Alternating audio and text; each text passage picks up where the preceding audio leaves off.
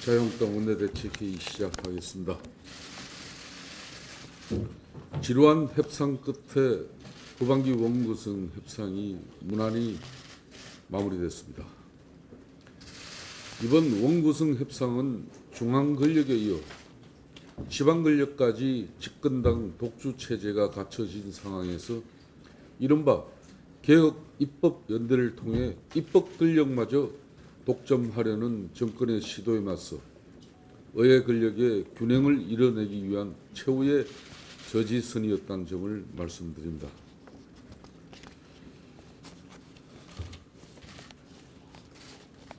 이번 원구성 협상을 통해서 자유한국당은 사회개혁을 선도하는 정당으로서 합리적인 노동개혁과 사회개혁을 주창해 갈 것이라는 점을 말씀드립니다.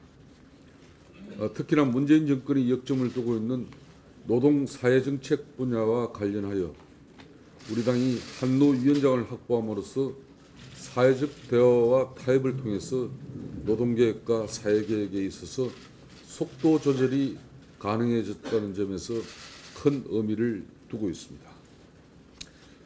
후반기 국회에서는 자유한국당은 경제와 민생을 최우선으로 하는 정책 중심 정당으로서 문재인 정부의 정책 모순과 실정을 날카롭게 비판하고 합리적인 대안을 제시하는 정책 전문가 정당의 진가와 면모를 보여갈 것이라는 점을 다시 한번 말씀드립니다. 특히 탈원전 정책으로서 대한민국의 모든 산하가 지금 상냥하게 파헤쳐지고 있습니다. 경제적인 측면에서도 환경적인 측면에서도 되려 많은 문제점을 야기시키면서까지 정권 한번 바뀌었다고 이렇게 에너지 정책이 큰 혼란으로 가서는 안 될 것입니다. 앞으로 산업자원 통상위를 통해서 정부의 무분별한 탈원전 정책에 강력 대처를 하겠습니다. 우리 군 당국이 DMZ 전방 초소 및 호병 부대 등의 후방 배치에 이어서 전방 핵심 부대의 후방 철수까지 포함하는 4단계 군축 방안을 수립 중인 것으로 알려지고 있습니다. 판문점 선언에서 합의한 바와 같이 한반도에서 첨예한 군사적 긴장 상태를 완화하는 것까지는 좋은데 우리 군의 이 같은 조치는 첨예한 군사적 긴장 상태의 완화를 넘어 사실상의 선제적 무장 해제에 가깝다는 점을 우려하지 않을 수 없습니다. 폼페이오 장관의 평양 방북에서도 나타났듯이 전 세계가 비핵화를 요구하는 마당에 북한은 사실상 미국과 군축 협상을 벌이고 있을 뿐 아니라 우리와 비핵화 협상을 벌이고 있는 것은 아니라는 점을 섣부르게 착각하지 말아야 할 것입니다. 국방부가 언제부터 이렇게 선제적 조치에 적극적이었는지 모르겠지만 한미연합훈련에 이어 이번에는 얼지 연습까지 연례적인 훈련조차 알아서 뒤로 미루고 있는 안보의 최후 보루인 군이 선제적 일보 후퇴에 적극적으로 나서려 해서는 안 될 것이라는 걸 분명히 밝혀봅니다. 최저임금위원회가 정한 내년도 최저임금 결정 시한을 사흘 앞두고 또다시 최저임금 결정을 둘러싼 사회적 논란이 격화되고 있습니다. 지난해 16.4%의 기록적인 인상이 가져온 사회적 여파가 채 가시지 않은 상황에서 또다시 오직 최저임금 1만 원을 향한 선심성 가속 인상은 냉정히 재고되어야 할 것입니다. 문재인 정권은 최저임금 결정에 국가 권력이 시장의 임금 결정을 하는 그런 잘못된 국정 운영 방식은 철회되어져야 할 것입니다.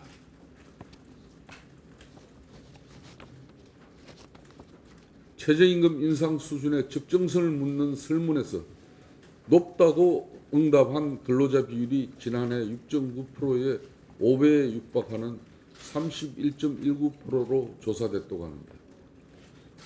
이쯤 되면 대통령이 선언적으로 공약했던 1만 원에 도구마적으로 집착할 것이 아니라 정작 최저임금 근로자가 자신의 일자리를 걱정해야 하는 현실을 반드시 감안해야 할 것입니다. 최저임금 인상 속도가 더 이상 일자리와 반비례하는 제로섬이 되지 않도록 취약지대인 5인 미만 소상공인 업종에 대해 차등 적용하는 방안에 대해서도 심도 있게 고려해야 할 것입니다. 소득주도 성장에 얽매여 무조건 임금을 올리는 데만 급급할 것이 아니라 무엇을 위한 인상인지를 간과하지 말아야 할 것입니다.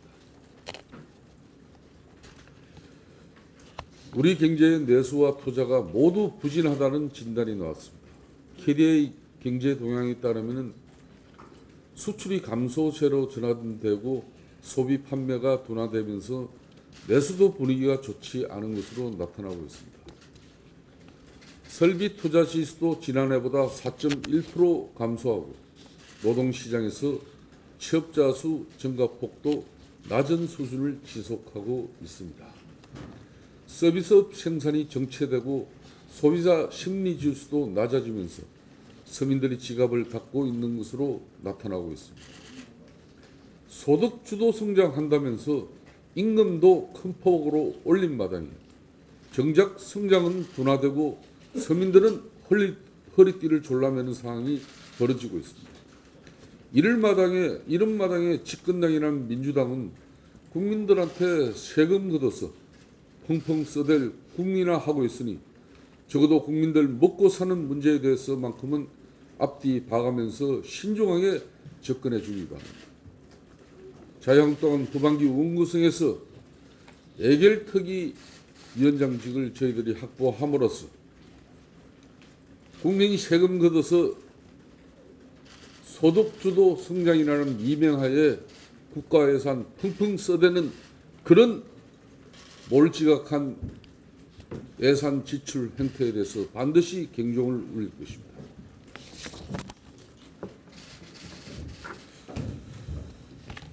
어제 우리 당 신재철 의원이 주최한 보수 그라운드 제로 토론회 발제자로 나선 유건일 전 조선일보 주필께서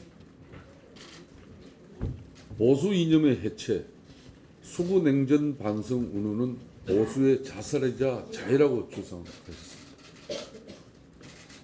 죄송한 말씀이지만 우리 사회가 요구하는 시대 정신이 이미 평화와 정의 그리고 공정과 평등을 지향하는 상황에 고정불변의 도구마적인 자기 이념에 갇혀 수구 냉전적 사고를 고수하는 것이야말로 보수의 자살이자 자해가 아닐는지 다시 한번 생각해 주시기 바랍니다.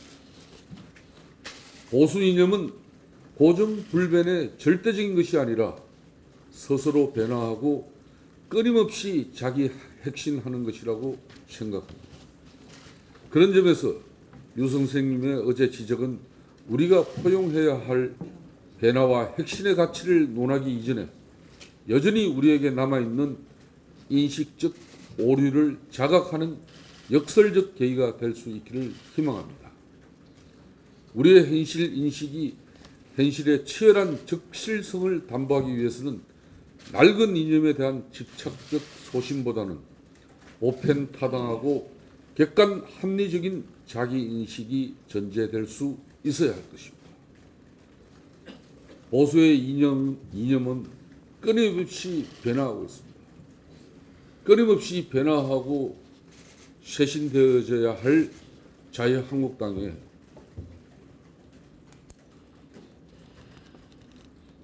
보수 이념의 해체, 수구냉전 반성 운운은 보수의 자살이자 자해라고 주장하시는 그런 부분에 대해서는 우리 당내 갈등만 분열만 더 자초할 수 있는 그런 주장이라는 걸 이 자리를 통해서 밝힙니다.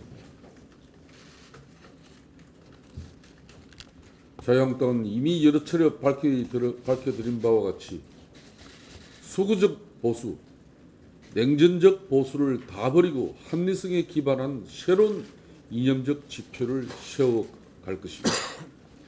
유노멀에 맞는 유보수 시대 정신에 맞게 스스로 자기 혁신하는 보수의 새 지평을 열어갈 것입니다. 낡은 주장에 매몰된 구태와 간섭을 스스로 획파하고 국민적 인식과 정서에 부합하는 보수의 뉴 트렌드를 만들어 갈 것입니다. 거듭 밝힙니다마는 자유한국당은 평화와 함께 가는 안보정당, 일자리와 성장을 추구하는 경제적 실용주의 정당, 그리고 서민과 함께하는 선도적인 사회개혁 정당으로서 끊임없는 자기 혁신과 정책 혁신을 추진해 갈 것이라는 점을 다시 한번 강조드립니다. 그리고 이제 우리 당 안에서도 계파적 이익이 아니라 가치적 신념 체계에 따른 이제까지 겪어보지 못한 날카로운 자기 비판과 치열한 노선 투쟁을 통해 건설적이고 생산적인 논쟁이 만들어질 수 있기를 희망합니다.